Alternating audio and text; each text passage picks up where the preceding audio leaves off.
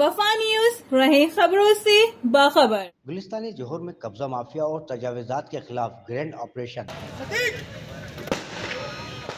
انتظامیہ کو مزاحمت کا سامنا کرنا پڑا۔ ادارہ ترقیات انسداد تجاوزات کا عملہ پولیس اور رینجرز کی بھاری نفری کے ہمراہ کارروائی کے لیے گلستان جوہر پہنچا۔ گلستان جوہر بلاک 11 سے آپریشن کا آغاز۔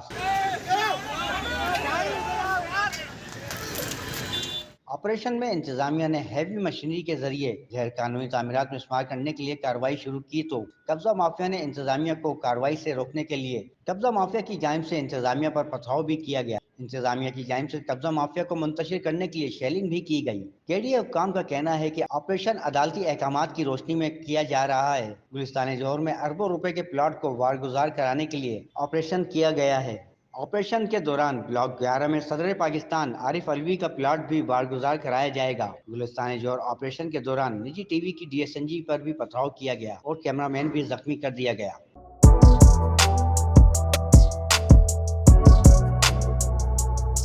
اس پر لائک اور سبسکرائب تو بنتا ہے۔ Thank you.